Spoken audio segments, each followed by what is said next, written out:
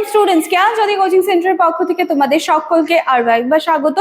Social group মানে কি, এটা নিয়ে কিন্তু আজকে আমাদের ক্লাস বা আলোচনার বিষয়। আমার ভিডিও নিচে ডেসক্রিপশন বক্সে দেখবে দুটো ফোন নাম্বার রয়েছে, সেম ফোন নাম্বার দুটো এখানেও রয়েছে।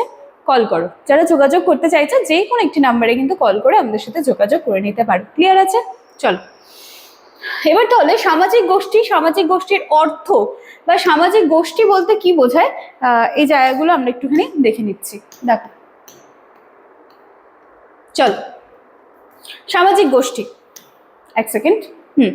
সামাজিক গোষ্ঠী বলতে এমন একদল মানুষকে বোঝায় যারা কি করে, একে অপরের সাথে পারস্পরিক সম্পর্ক, যোগাযোগ এবং একটি সাধারণ উদ্দেশ্যের ভিত্তিতে কিন্তু একসাথে থাকছে। ঠিক আছে, সমাজ বিজ্ঞানে এটি একটি গুরুত্বপূর্ণ ধারণা, কারণ মানুষের সামাজিক জীবন মূলত বিভিন্ন গোষ্ঠীর মধ্যে গড়ে ওঠে। মানুষ কখনো একা থাকতে পারে না, আমরা কেউ একা থাকতে পারি না, আমরা সবাই সামাজিক।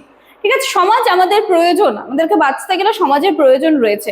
তো সেই ক্ষেত্রে পরিবার, বন্ধু, বিদ্যালয়, কর্মক্ষেত্র, এই যে বিভিন্ন গোষ্ঠীর সদস্য হিসেবে কিন্তু আমরা জীবনযাপন করছি বা করে থাকি।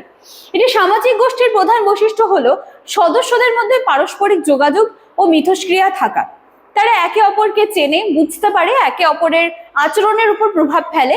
এছাড়া একটি গোষ্ঠীর মধ্যে সাধারণ লক্ষ্য, মূল্যবোধ, নীতি, নিয়ম থাকে, যেটা সদস্যদের কিন্তু আচরণ নিয়ন্ত্রণ করে এবং ঐক্যবদ্ধভাবে কিন্তু তারা বসবাস করে। যেমন আছে দেখো, পরিবার একটি প্রাথমিক সামাজিক গোষ্ঠী। এখানে কি থাকে, সকলের মধ্যে একটি সম্পর্ক রয়েছে, আবেগ রয়েছে, সহযোগিতা করার যে প্রবণতা রয়েছে, এগুলো কিন্তু দেখতে পাওয়া যায়।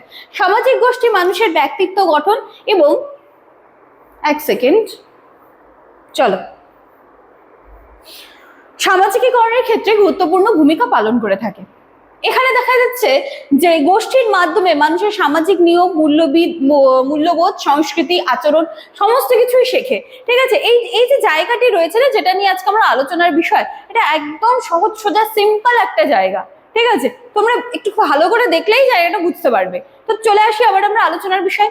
গোষ্ঠী সবসময় দেখা যাচ্ছে যে ইতিবাচক প্রভাব কিন্তু ফেলে না, কখনো কখনো নেতিবাচক প্রভাবও ফেলে, বা মানুষের যে কি বলবো, যে চিন্তাধারা যেটা রয়েছে, নেগেটিভ চিন্তাধারাও কিন্তু অনেক সময় তৈরি হয়ে যায় গোষ্ঠীর মধ্যে থাকাকালীন। তো তখন কি হয়, যে মানুষের যে ব্যক্তিত্বের বিকাশ রয়েছে, সেই বিকাশে কিন্তু বাধাপ্রাপ্ত হচ্ছে। তাহলে সবসময় যে ভালো দিকগুলো আমরা দেখবো সেটাও নয়, তার কিন্তু নেগেটিভ দিকগুলো এখানে রয়েছে।